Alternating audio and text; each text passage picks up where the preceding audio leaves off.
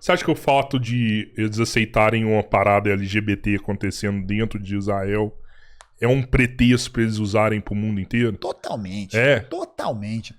Eu acho que é um Eu já tive uma impressão, assim, de pessoas total. falar, aqui, ó, aqui tem parada LGBT, se fosse ali no vizinho ali, tava decapitado. Não, é aqui, isso. Aqui, ó, aqui a gente aceita, tá tudo bem, pode fazer.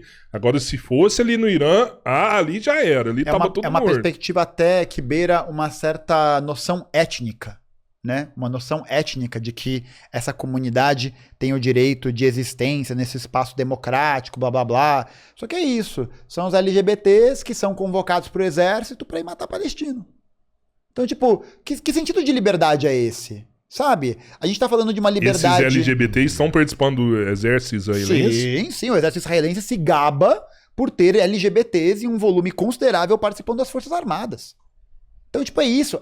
É um marco de identidade que acaba funcionando nessa linha do discurso dominante para servir como papel de legitimação da civilização. É isso, você coloca você pinta Israel como esse farol de humanidade, como esse farol dos valores da liberdade, do ocidente, da democracia, blá, blá, blá, blá, blá, blá, e você vende essa ideia de que, lá tem parada, e isso aí, e aí é isso, né? A galera vai falar, mas vocês defendem os LGBTs que criticam Israel, mas que seriam decapitados nos países islâmicos, né? Essa é uma visão que é completamente ligada a um princípio orientalista, porque você está afirmando um negócio sem nem saber como é que é a realidade lá. De que, de fato, existe essa noção que, por exemplo, não reconheceria, que pode não reconhecer essas pessoas, mas isso significa perseguição sistemática? Isso está de fato apresentado? Aonde que isso está apresentado? Cara, eu não sei, notícias aparecem sobre isso constantemente. Constantemente aonde? Em vários meios de comunicação, em jornais, mas em vários... Qual notícia? Né? De que, qual por notícia exemplo, de que um LGBT foi morto no Irã? Não, eu vi hoje ele sendo surrado por um relacionamento homoafetivo, um cara tomando várias varadas lá, por um policial. Não, então, isso Aonde? existe. No Irã? Não sei de precisar. Não, então, isso existe. Eu acho que essa questão existe, é entender entendeu? que esses comportamentos conservadores, eles existem. Existe, isso é errado. Eu acho que assim, é isso. Isso existe dentro de uma determinada forma de se ver a cultura naquele espaço. Então eu acho que assim, entendo. é porque a gente não pode ver o que acontece ali com os olhos do que a gente tem aqui. Exato. Porque os valores que a gente tem aqui são diferentes. Então eu fazer esse juízo é cauteloso. Eu entendo, mas eu tenho medo também de que achar que dependendo da cultura, algumas coisas são válidas pela cultura. Algumas coisas não. Algumas coisas não são válidas culturalmente, não. Elas têm que ser brigadas, igual a gente já falou aqui do Brasil. Já não pode passar meio pano pra isso, não. Mas aí você pensa pra pensar, você olha pra ver o seguinte, sabe, né? Existe, sei lá, né? É o que eu acho. Essa percepção de que os LGBT sofrem muita repressão nesses espaços.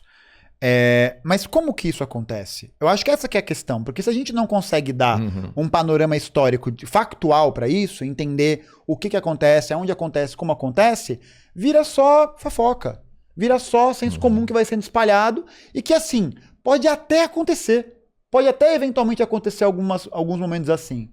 Mas aí você olha, sei lá, vi registros de pessoas que já viajaram pro Irã, por exemplo, e que você não tinha nenhuma questão com relação a isso em nenhum lugar.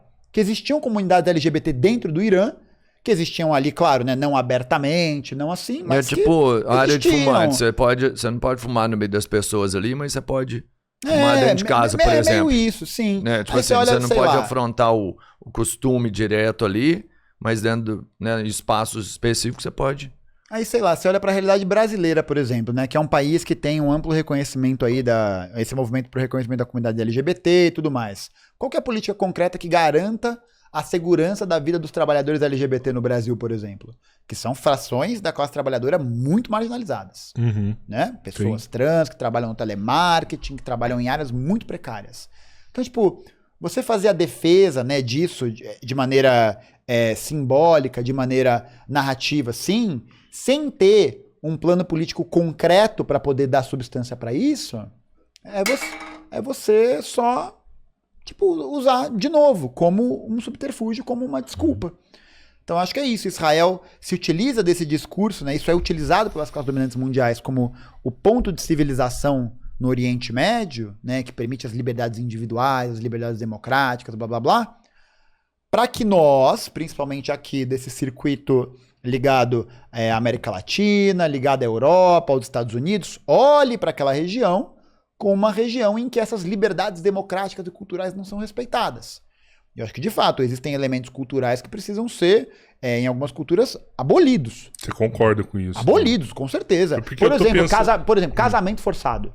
Por exemplo, casamento forçado, mutilação genital, são coisas que acontecem em determinados segmentos culturais que, a meu ver, precisam ser eliminados, precisam ser superados, não porque a nossa cultura é superior a deles, não é por isso, mas porque esses processos geralmente são conectados também a estruturas de exploração de determinados grupos. Obrigar as mulheres a andarem de jihad, essas coisas, você acha que... acho que é Hadi, não lembro. Hijab, tem vários nomes, mas não, eu acho que isso não. Isso não? Não, eu acho que isso não. Eu acho que isso não é porque... uma questão cultural deles e aí tá tudo certo. Eu acho que é importante a gente perguntar pras mulheres o que elas acham disso, né? Pras mulheres de lá o que elas acham disso. Porque a gente olhar da nossa vista pra cá, a gente vai olhar e falar, não, que sociedade repressora, sociedade repressiva, blá, blá, blá, blá, blá, blá. Mas qual que é a perspectiva histórica e cultural que esse grupo tem nesse contexto? Porque se a gente faz esse julgamento com o olhar daqui, a gente tá colonizando. Eu vejo que algumas mulheres vão concordar, mas não são também vão ter que vão discordar. Não pode até ser a maioria. E aí é questão de... Não, sabe onde eu acho que é o ponto? É porque é isso, você pode perguntar às mulheres lá, algumas concordarem e outras não. E aí, beleza, aí fica entre eles a decisão dos povos. Agora, outra coisa é quando você pega um cara lá, uma relação afetiva e castiga esse cara. Eu tenho certeza que nenhum deles vai concordar com isso, entendeu? Sobre a vestimenta das mulheres, tá, é um hábito. Elas podem ser, é o costume delas, elas vão se vestir bem. Eu só não acho que eu fico melhor assim, eu me sinto mais à vontade. Agora ninguém vai apoiar. Não, mas a gente já conversou com mulheres que saíram do Irã por conta disso, né? Mas tem, é isso, porque não é uma homogeneidade absoluta, isso, né? Não tem como. Nos exemplos que você deu, por exemplo, talvez de castração, de alguma coisa nesse sentido, cara, aí ninguém concorda, ninguém vai ser mutilado ali e vai concordar com isso. Porque é um processo profundo de desumanização, exato, né? Então, entendeu? Tipo, sei lá, isso é unânime, eu acho. Ninguém vai passar por isso e vai falar, não, que bom que aconteceu. Não, eu acho que é isso. É não fazer uma defesa de uma perspectiva cultural desligada dessas relações concretas. Então, tipo, vou defender uma prática cultural porque ela é cultural de uma determinada região, de um determinado povo, porque sim, porque está aí há muito tempo. Mas que prática é essa? Tipo, como que essa prática incide sobre como a sociedade está organizada, né? Então, sei lá, né, para dar um outro exemplo que eu acho interessante. Você olha para a catequização dos indígenas aqui no Brasil e você eliminou completamente ou assim, majoritariamente, qualquer tipo de prática cultural, histórica que esses povos tinham aqui, em nome dessa ideia de civilização.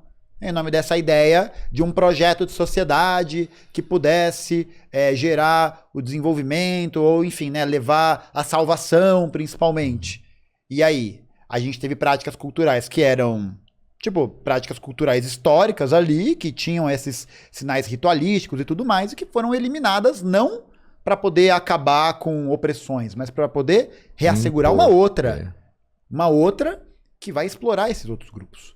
Então tem um outro exemplo que eu não lembro em qual podcast que eu vi isso, mas eu acho que foi no História FM ou foi no Revolution Show, não lembro agora, mas era que contava um pouco sobre a história de quando a Revolução Soviética acontece, em 17, você tem várias nações, né? Você tem várias etnias ali, né, em vários países diferentes, que tinham hábitos culturais profundamente arcaicos. De casamento forçado, de mutilação, de apedrejamento, etc, etc. E aí os soviéticos entram lá, né, fazem um processo revolucionário e acabam com essas práticas, porque falam, na sociedade socialista que vai se erguer a partir daqui, a gente busca emancipar a exploração do homem pelo homem. Emancipar todas as formas de exploração.